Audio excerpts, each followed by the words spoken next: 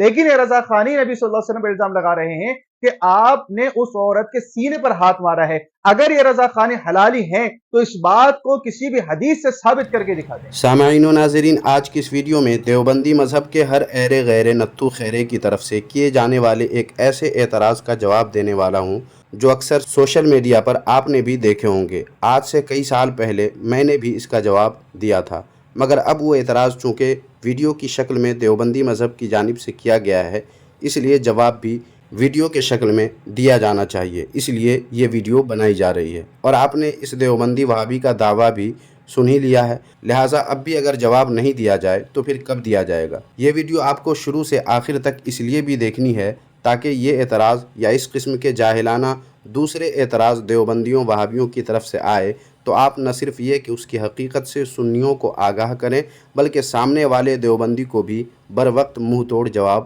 دے سکیں۔ اور اگر آپ اس مزاج کے نہیں ہیں تو کم از کم آپ کو کوئی دیوبندی وہابی بہکا نہ سکے، آپ پر ان دیوبندیوں وہابیوں کے مکر و فریب کا کوئی اثر نہ ہو، اس لیے ویڈیو آخر تک آپ لازمی ملاحظہ فرما لیں۔ اور اگر آپ اس وقت مصروفیات میں ہیں تو ویڈیو کو محفوظ کر کے رکھ لیں، بعد میں وقت نکال کر لازمی اس ویڈیو کو دیکھ لیں، کیونکہ شیطان کب کس بہانے سے ایمان کی دولت اچک لے جائے اس کا ہمیں اندازہ نہیں، اس لیے حفاظت کا سامان پہلے ہی سے کر لینا ضروری ہے۔ خیر، دیکھیے کیا اعتراض ہے اس دیوبندی وہابی کا۔ باطل کا رد کریں گے ہم ہیں بریلی والے۔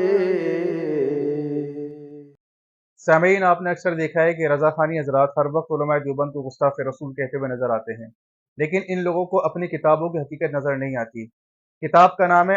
حیات اعلیٰ حضرت، اس کے صفحہ نمبر 782 پر دیکھیں کتنی بڑی گستاخی کی ہے۔ اس پر یہ لکھا ہوا ہے کہ حضور اکرم صلی اللہ علیہ وسلم کی خدمت میں ایک عورت اپنی لڑکی کو لے کر کے آئی اور عرض کیے کہ یا رسول اللہ صبح شام مسروعہ ہو جاتی ہے، یعنی اس کے اوپر شیطان آ جاتے ہیں۔ تو اس کے بعد نبی صلی اللہ علیہ وسلم نے اس کو اپنے قریب کیا اور اس کے سینے پر ہاتھ مارا۔ سامعین، اس میں لکھا ہوا ہے کہ نبی صلی اللہ علیہ وسلم نے اس کے سینے پر ہاتھ مارا اور اس کے بعد کہا کہ اخرج عدو اللہ وانا رسول اللہ، کہ نکل جا اللہ کے دشمن کہ میں سب کے لیے اللہ کا رسول ہوں۔ تو سامعین، آپ یہ دیکھیں کہ کتنا بڑا جھوٹا الزام ہے اللہ کے رسول صلی اللہ علیہ وسلم کی طرف کہ آپ نے ایک عورت کے سینے پر ہاتھ مارا، جبکہ امی عائشہ صدیقہ رضی اللہ تعالیٰ عنہ فرماتی ہیں، صحیح بخاری کا حدیث نمبر 5288 ہے، اس میں لکھا ہوا ہے کہ امی عائشہ فرماتی ہیں کہ واللہ ما مست ید رسول اللہ صلی اللہ علیہ وسلم ید امرأۃ قط، کہ اللہ کی قسم حضرت صلی اللہ علیہ وسلم اگر کسی عورت کی بیعت بھی لیتے تھے، کسی عورت کو بیعت بھی کرتے تھے تو اس کے ہاتھ تک کو نہیں چھوا کرتے تھے۔ تو امی عائشہ فرما رہی ہے کہ آپ تو کسی عورت کے ہاتھ کو بھی نہیں چھوتے تھے، لیکن یہ رضا خانی نبی صلی اللہ علیہ وسلم پر الزام لگا رہے ہیں کہ آپ نے اس عورت کے سینے پر ہاتھ مارا ہے۔ اگر یہ رضا خانی حلالی ہیں تو اس بات کو کسی بھی حدیث سے ثابت کر کے دکھا دیں۔ صرف 1 منٹ کچھ سیکنڈ کی اس ویڈیو میں اس دیوبندی وہابی نے اپنی خباثت قلبی کا جم کر اظہار کیا۔ اس وہابی دیوبندی کا اعتراض کیا ہے کہ حضور صلی اللہ علیہ وآلہ وسلم پر یہ جھوٹا الزام ہے کہ آپ نے ایک عورت کے سینے پر ہاتھ مارا، جبکہ حضور صلی اللہ علیہ وآلہ وسلم عورتوں کو بیعت کرتے تھے تو بھی اس کے یعنی عورتوں کے ہاتھ تک کو چھوا نہیں کرتے تھے، مگر حیات اعلیٰ حضرت میں لکھا ہوا ہے کہ حضور صلی اللہ علیہ وآلہ وسلم نے اس لڑکی کے سینے پر ہاتھ مارا، اور اس وہابی دیوبندی نے اسے گستاخی قرار دیا ہے اور پھر دعویٰ یہ کیا کہ اگر حلالی ہیں تو ہم سنی اس کو کسی بھی حدیث سے ثابت کر کے دکھائیں۔ جواب میں عرض ہے کہ سب سے پہلے جھوٹ تو جناب وہابی صاحب آپ نے خود دن دہاڑے بولا ہے کہ حضور صلی اللہ علیہ وآلہ وسلم نے عورت کے سینے پر ہاتھ مارا، اور یہ بات اس مختصر سے ویڈیو میں 2 بار آپ نے کہی ہے، حالانکہ اس کتاب یعنی حیات اعلیٰ حضرت میں عورت نہیں بلکہ لڑکی لکھا ہوا ہے، جس کا مطلب یہ ہوا کہ حضور صلی اللہ علیہ وآلہ وسلم نے جب اس لڑکی کے سینے پر ہاتھ مارا تو ضرور بالضرور وہ لڑکی چھوٹی رہی ہوگی، اور آپ صلی اللہ علیہ وآلہ وسلم نے جو ہاتھ مارا تو وہ بطور علاج تھا، اور جس کے پاس تھوڑی بھی عقل ہوگی وہ جانتا ہوگا کہ علاج کے طور پر اگر باپ اپنی چھوٹی لڑکی کے سینے پر ہاتھ مارے تو اس کو وہی غلط کہے گا جس کے اندر انسانیت برائے نام بھی نہیں ہوگی۔ مگر افسوس دیوبندی وہابی اعلیٰ حضرت علیہ رحمہ کے بغض و عناد میں ایسے جل بھن کر سیاہ ہو چکے ہیں کہ ان کی عقل بھی کام کرنا چھوڑ چکی ہے۔ ویسے ناظرین و سامعین، آپ کو بتا دوں کہ یہی واقعہ ملفوظات اعلیٰ حضرت پر مشتمل کتاب الملفوظ میں بھی لکھا ہوا ہے، جیسا کہ آپ اس اسکین میں دیکھ سکتے ہیں۔ جب اس واقعہ کو حدیث کی کتابوں میں تلاش کیا گیا تو بالکل اسی واقعے تک ہماری رسائی تو نہیں ہو سکی، مگر اس سے ملتا جلتا ایک واقعہ مسند امام احمد بن حنبل جلد نمبر 7 میں ملا، جس کا اسکین یہ ہے۔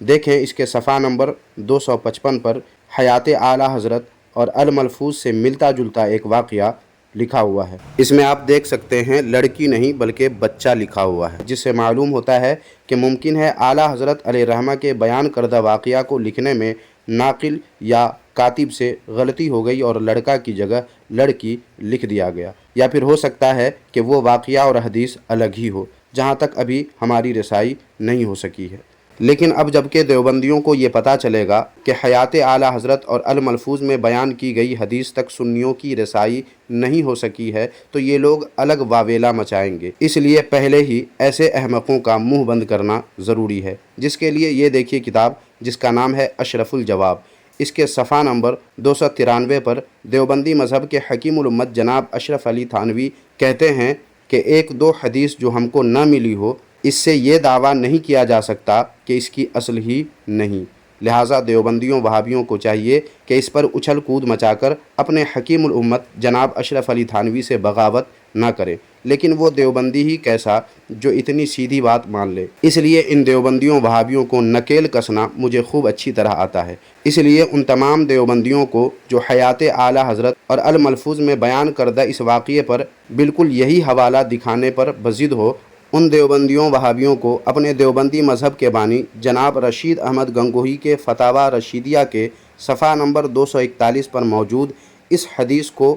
پڑھنا چاہیے۔ ان کے دیوبندی مذہب کے بانی رشید احمد گنگوہی نے کیا لکھا ہے دیکھ لیں آپ بھی۔ لکھا ہوا ہے، حدیث میں آپ نے خود فرمایا تھا کہ مجھ کو بھائی کہو۔ تو تمام دیوبندیوں وہابیوں سے میرا کہنا ہے کہ پہلے آپ لوگ اس حدیث شریف کو پیش کریں کہ یہ کس حدیث شریف کی کتاب میں ہے جہاں پر خود حضور صلی اللہ علیہ وآلہ وسلم نے فرمایا ہے کہ مجھے بھائی کہو۔ پہلے آپ لوگ اس حدیث شریف کو پیش کریں، پھر اعلیٰ حضرت علیہ الرحمہ پہ اعتراض کریں۔ اب دیکھتے ہیں دیوبندی وہابی کیا کرتے ہیں۔ خیر سامعین کرام، یہ تو ہوا دیوبندی وہابی کے اعتراض کا جواب، مگر اب اس دیوبندی وہابی کو بھی تو اس کے گھر کا راستہ دکھانا ضروری ہے، اس لیے دکھائی دیتا ہوں اس دیوبندی وہابی کو بھی اس کے گھر کا راستہ۔ مگر یہ بات یاد رکھیں کہ ایک لڑکی کے سینے پر بطور علاج ہاتھ مارنے کی بات کو دیوبندی وہابی حضور صلی اللہ علیہ وآلہ وسلم کی گستاخی قرار دیتے ہیں۔ اب یہ دیکھیں کتاب جس کا نام ہے شادی بیاہ کے اسلامی احکام۔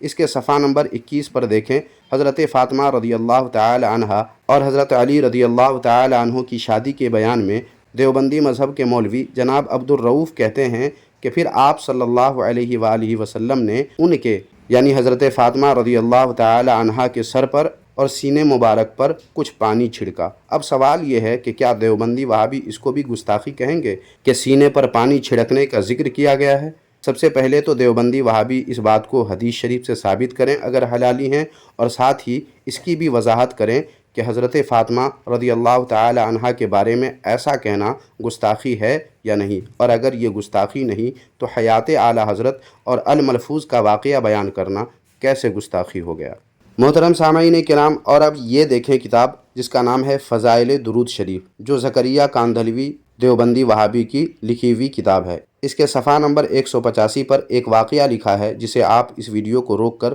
خوب اچھی طرح پڑھ سکتے ہیں۔ اس کا خلاصہ یہ ہے کہ ایک عورت کا منہ کالا اور پیٹ پھول گیا تھا، اور حضور صلی اللہ علیہ وآلہ وسلم تشریف لا کر اس عورت کے منہ پر ہاتھ پھیرا تو چہرہ منور ہو گیا، اور پیٹ پر ہاتھ پھیرا تو وہ بھی صحیح ہو گیا۔ اب یہاں بھی دیوبندی وہابی والا اعتراض وارد ہوتا ہے کہ حضور صلی اللہ علیہ وآلہ وسلم کا اس عورت کے منہ اور پیٹ پر ہاتھ پھیرنے کا ذکر کرنا گستاخی ہے یا نہیں۔ اس دیوبندی نے جیسا کہ آپ نے شروع میں دیکھا تھا کہ ایک حدیث سنائی تھی کہ حضور صلی اللہ علیہ وآلہ وسلم تو بیعت کے وقت بھی عورتوں کے ہاتھ کو چھوتے تک نہیں تھے، مگر یہاں عورت کا منہ اور پیٹ صرف چھوا نہیں بلکہ اس پر ہاتھ پھیرا، تو یہ گستاخی ہے کہ نہیں؟ اگر یہ گستاخی نہیں تو حیات اعلیٰ حضرت اور الملفوظ میں بیان کردہ واقعہ گستاخی کیوں؟ اس کی وجہ کیا کوئی دیوبندی وہابی بتا سکتا ہے؟ تو سامعین دیکھا آپ نے، یہ حال ہے ان دیوبندیوں وہابیوں کے اپنے گھر کے اندر کا، مگر منہ اٹھا کر چلے آتے ہیں اعلیٰ حضرت علیہ رحمہ پر اعتراض کرنے، اور پھر اپنی اس حماقت و جہالت سے اپنی ہی مٹی مزید پلید کر کے منہ لٹکا کر چلے جاتے ہیں۔ تو سامعین، مجھے یقین ہے اس ویڈیو سے آپ کا دل باغ باغ ہو چکا ہوگا۔ اب اس کا اظہار کمنٹ باکس میں جا کر کریں اور ویڈیو کو لائک کر کے شیئر بھی ضرور کر دیں۔ جزاک اللہ خیرہ۔ اور یہ سارے اسکین جو آپ نے اس ویڈیو میں دیکھے ہیں، وہ اگر آپ کو چاہیے تو اسی ویڈیو کے ڈسکرپشن میں ہمارے رد باطل ریئیکشن ٹیلی گرام چینل کا لنک ہے، اس پر کلک کر کے ٹیلی گرام پر تشریف لائیں اور ویڈیو میں دکھائے گئے تمام اسکین حاصل کریں۔ جزاک اللہ خیرہ۔